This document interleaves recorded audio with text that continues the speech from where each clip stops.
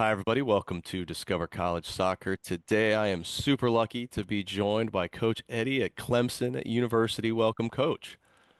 Good to be with you, Matt. Yeah, great to have you. As they're just saying, it was Jeff Cup weekend. Drove back and forth through South Carolina, but unfortunately, not quite the same part of the state as Clemson. But having been there once many moons ago, it's a gorgeous spot. So happy to have you with us. Um, like I said, it was Jeff Cup weekend. It's middle of March. A lot of you're in the middle of your spring season. I know you guys got a game coming up this weekend. I- in terms of your recruiting, and I mean, obviously roster limits potentially in play, et cetera, et cetera. Where are you guys at right now with your 25 class, your 26 class? What maybe, I mean, you got names penciled in for 27. What are you guys doing right now in terms of just your recruiting in the spring normally? Well, this time of the year, like with Jeff Cup, it's really more along the lines of like following up with people that you've seen that are participating in this event, with the opportunity of potentially trying to catch on to some people that maybe you haven't seen. And one of the I think challenges for everybody is just trying to deal with a lot of the noise that's out there and the changing because of the house settlement and the roster limits. You know, the majority of everybody, especially at the Power Four, they're all opting in. That's not going to be an issue.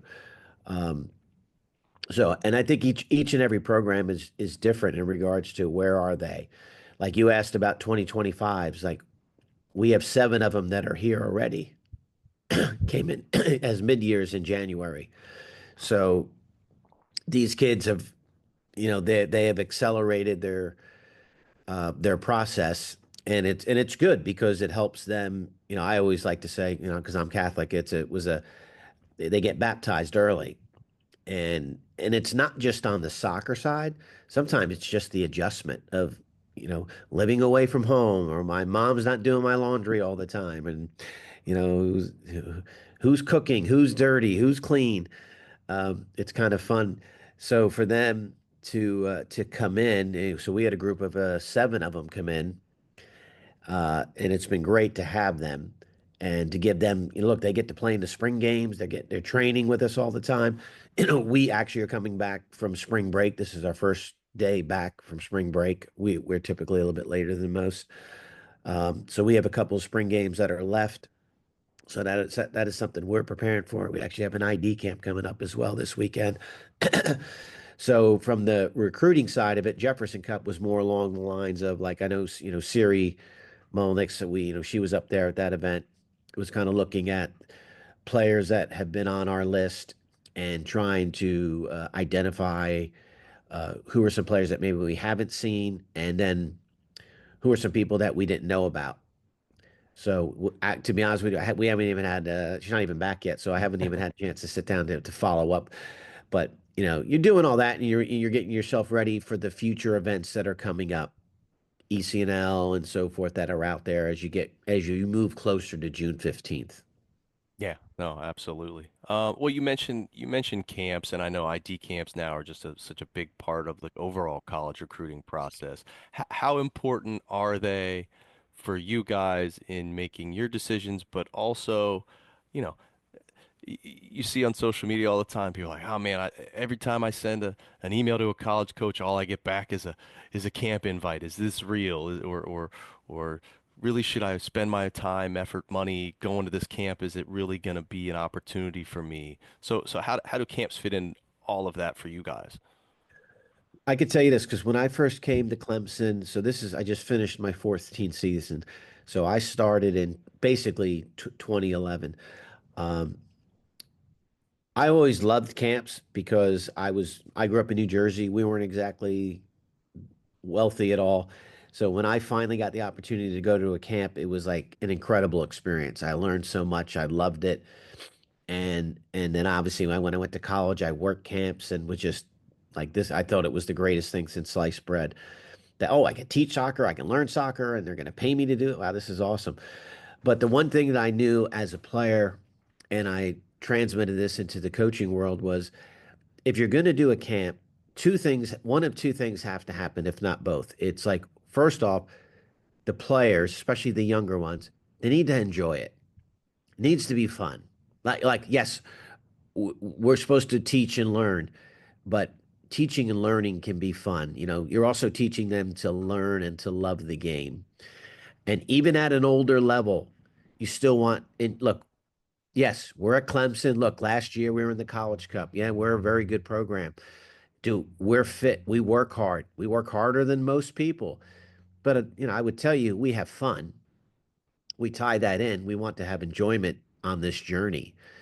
So, but the camp has been in a critical role. I mean, God, I would say out of all of my 14 years at Clemson, that probably 85% of the players that are here, all one way or another, showed up to camp. Like McKenna Morris came to camp. I was one of the best players in the country. Meg Borkamp came to camp, right? Maybe some of our internationals like Kaylin Sheridan, who was from Canada, and Sandy from, England. No, they're not coming over to camp. But it wasn't really necessarily to see, evaluate them again. It was a little bit of like, hey, come meet us, come see what we're all about, put your foot on campus, and meet the players because the players work the camp, you know work and interact with the coaches because find out what do we do, because what we do at camp is exactly how we train our team. you know our summer camps are I love because it's different than doing a 1 day ID camp. So like we come in and it's basically we go Thursday night, all day Friday, all day Saturday, and we're done Sunday by 11.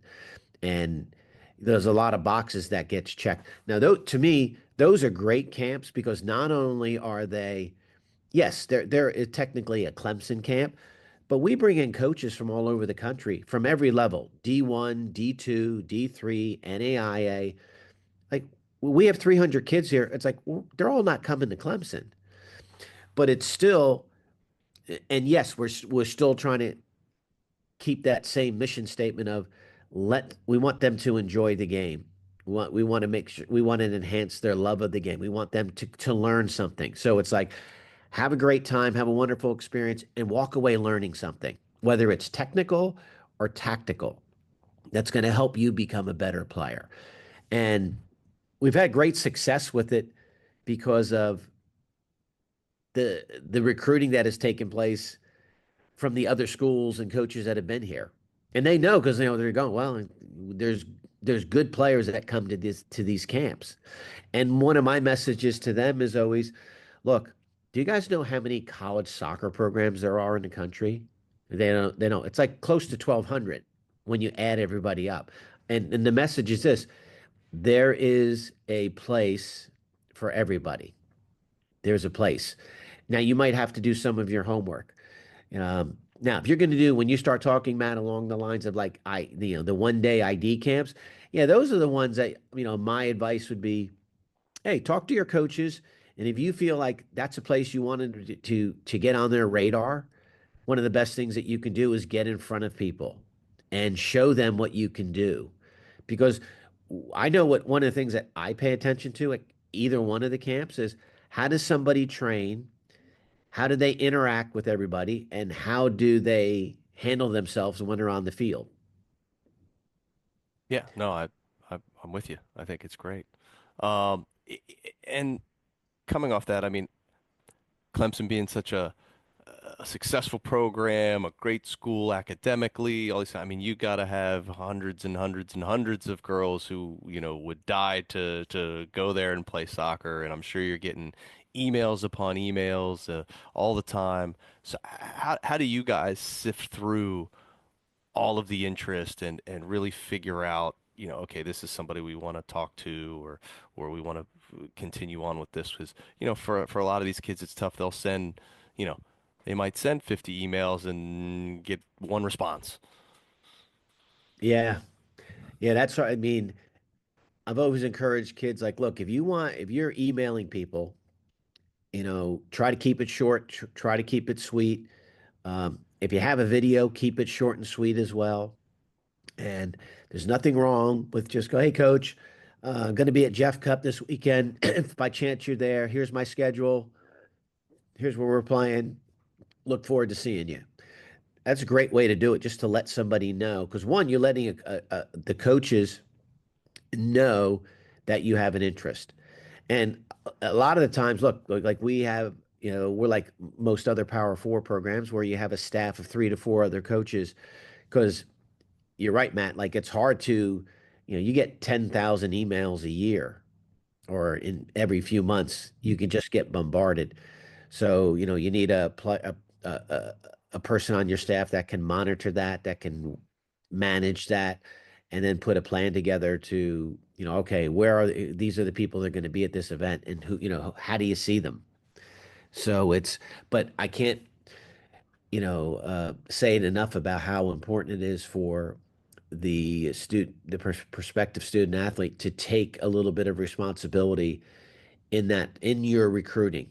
Like you have to invest in yourself. I like to use that phrase, like invest in yourself. And that means you may have to take that step forward, or whether it's look, the easiest thing is to do an email because you don't have to pick up the phone and call anybody. Because I know if I was 15, 16 years old, I would have been petrified to do that. Actually, I know I would have been. But like emailing and letting people know this is where we are. And then also whatever club team that you're with, talk to your coach or talk to your club director about here are some of the schools that I'm looking. Here's my top 10 list. And it's okay to dream, but you also want to get feedback that's like, hey, are you sure? Is that a place that you want to, you know, can you make it there? Is that the right level? Um, look, I think I'm a perfect example. I went to UNC Greensboro, and back in the day, that was Division 3. Now, we were a damn kick-ass good team, won 2 national championships, beat the number one team in Division 1. We got it done. That was the best place for me to have my experience. I always say home is where you hang your hat. And wherever it is that you are, you can make the most of that opportunity, right? It's your experience. You know, I get it. People get so caught up with like, oh, we got family tradition because my great grandfather went here and this person went here and that one. Yeah, but it's still your experience. You get to have it. And then you got to also, from a soccer perspective, decide, well, if I'm going there, what's my chance of playing? Do I have a high probability? Do I have a low probability? A lot of people forget that, whatever it is you go to school, you end up on a team. And guess what? Most of you are probably some of your better players on your team, but now you're on a team that everybody's the same. Now, where do you fall on that list? And then what are you prepared to do to get better to help the team? And that's where some of the great life lessons that are normally supposed to happen in this process take place. 100%. Well, and I'm just curious because I've said this to folks before. So how many phone calls do you get in a week from a recruit, teenage girl picking up the phone that has the courage to do that?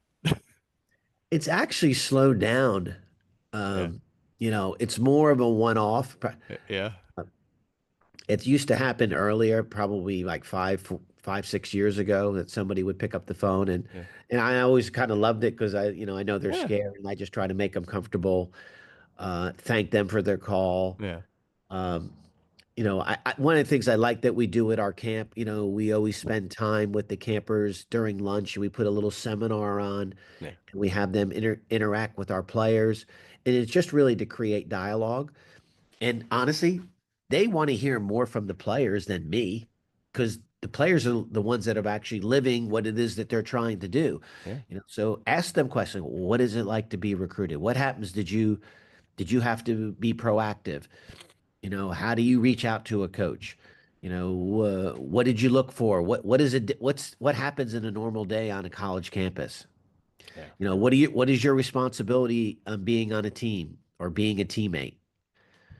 What Yeah. is the work? What's the difference between playing club soccer and college soccer? Well, Can you imagine that, especially when you're talking about playing in the ACC, sure. the best conference in the country? I mean, we've had youth national teams kids come in and go, you know what you told us about the speed of play and speed of thought? He goes, yeah, you just don't get it till you're in it. Yeah, yeah, for sure. Well, let's talk a little bit more about the school. I mean, I'm sure most folks are familiar with Clemson to some degree, but you mentioned earlier, uh, really those kids coming in early, getting a chance to figure out balancing the demands of being an ACC Division I athlete and the academics. So how do your players really balance the pushes and pulls of that, and what kind of support systems are there on campus to help them with that? Well, we have, probably incredible support here academically for our players. They have tutors that are available to them. They have academics advisors that are assigned to each team. When they come in, they have to do triple E hours, which is a certain amount of study hall hours. So we really stay on top of things. One of the things I'm really proud of, particularly with our team, is we were once again, yeah, I can show it to you. We've won this thing like about 7 or 8 times already. Oh, can you see it? Yep, there it is. The number Academic, one highest academic GPA. team Nice. on campus, and out of my 14 years at Clemson, we have either been number one, and if we've not been number one, we've either been two or three. And that's really impressive because you think about it, on a soccer team, you have an average roster of at least 23 to 24 players compared to like maybe a golf team or a tennis team where the rosters are.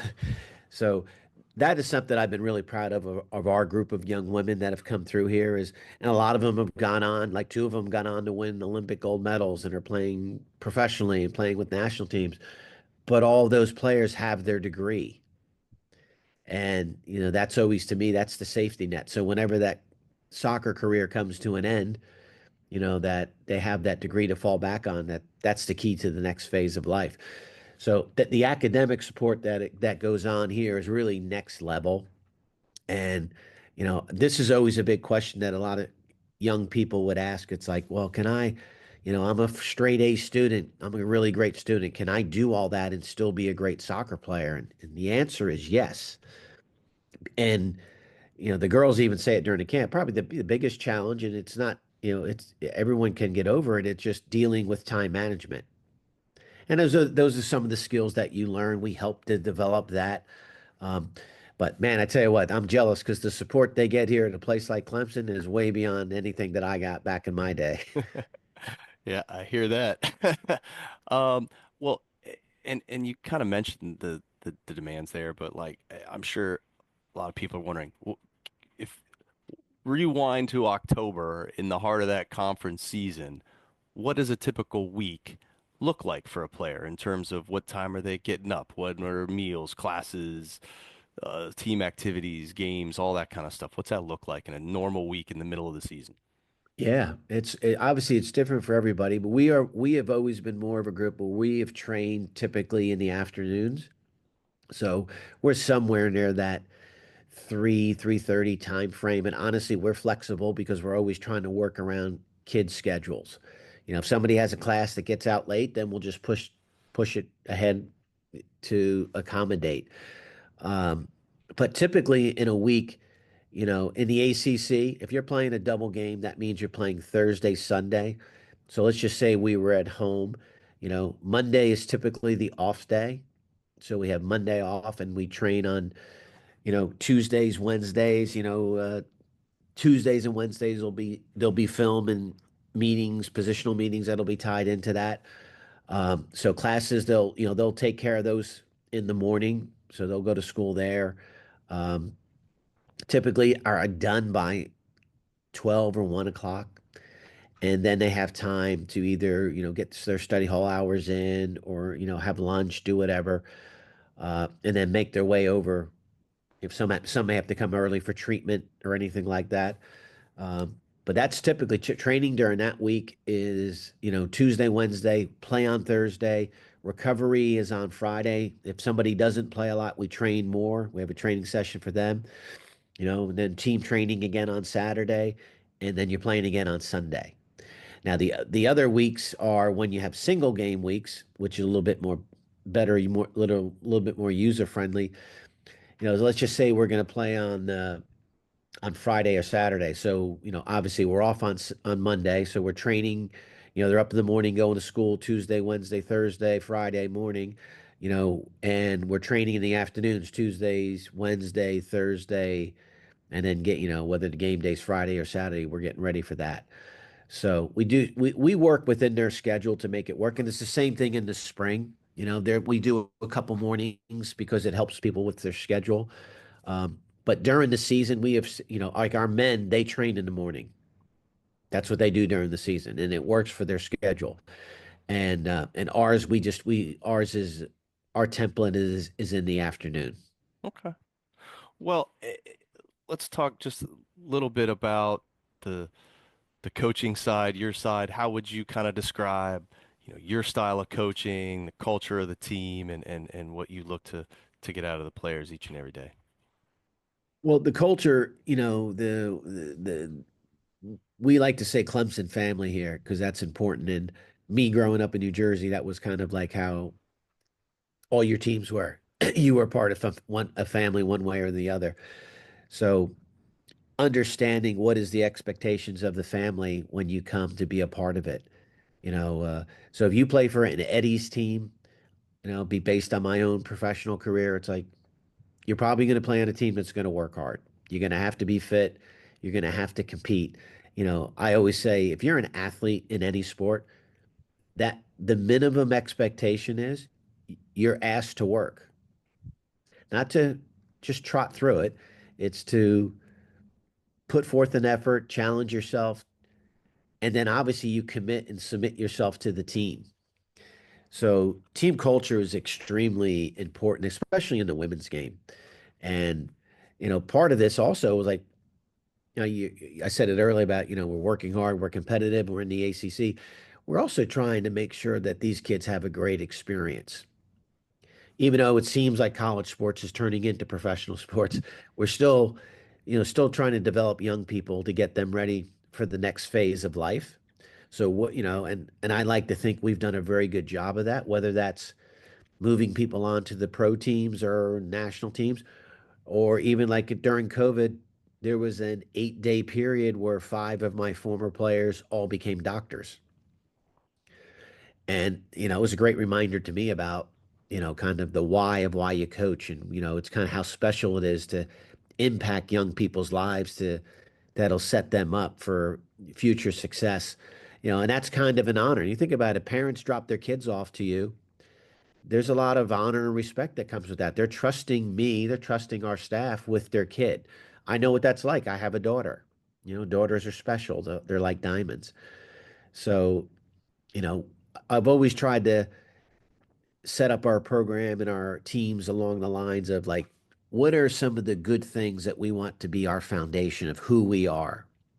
Because in my experience has showed me that if we create all those good habits, if we follow them, if we check all the boxes of the little things that need to be done, winning and success are a byproduct of all that. You can't skip any steps.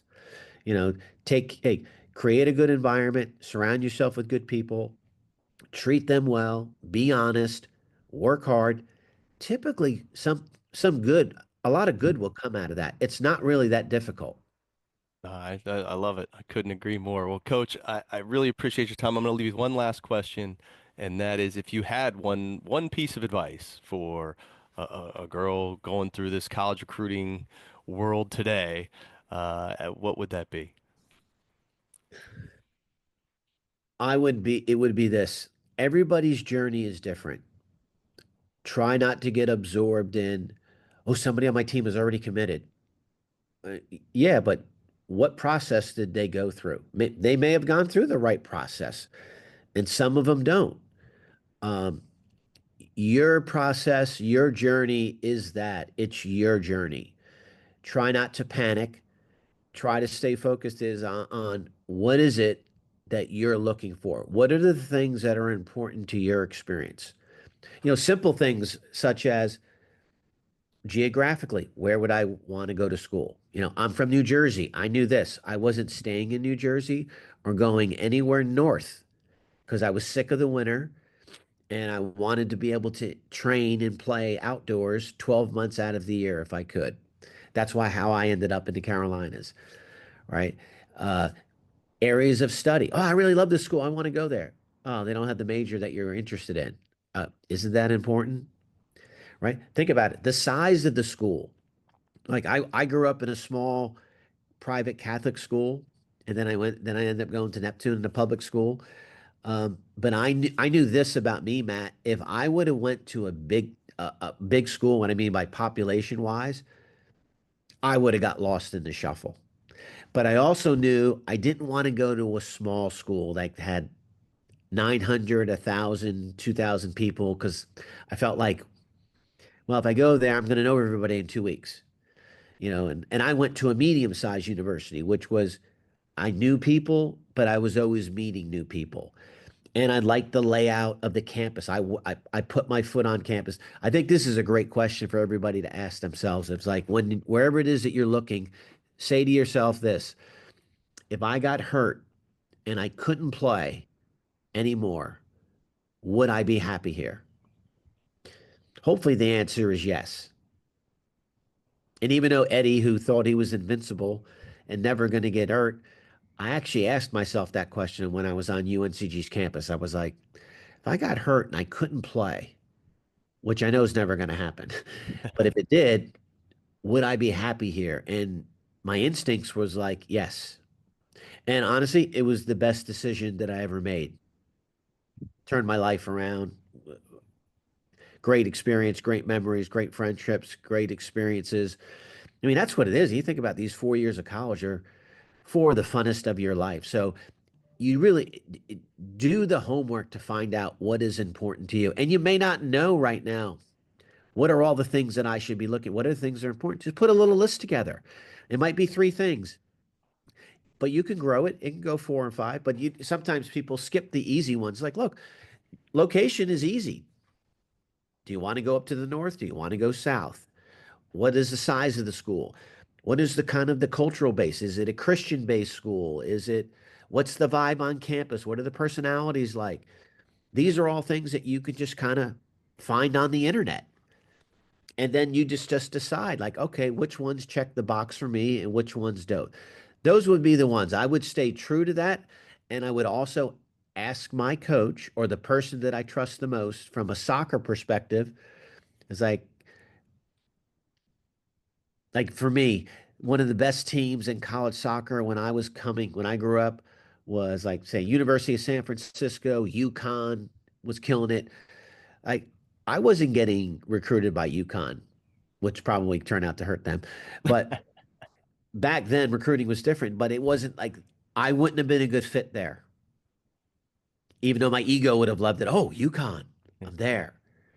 You know, I think it's worth the time to invest in yourself because if you find the right place with the right people, you're going to have a great experience. And isn't that what you're supposed to be? Have a great experience, get your degree, and if you can end up winning some championships or going to postseason is a bonus.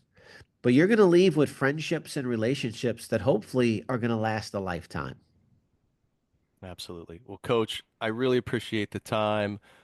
Really appreciate the insights. Wish you the best of luck here with your spring game this weekend and ID camp coming up, and hopefully we'll see you guys back in that College Cup here in the fall.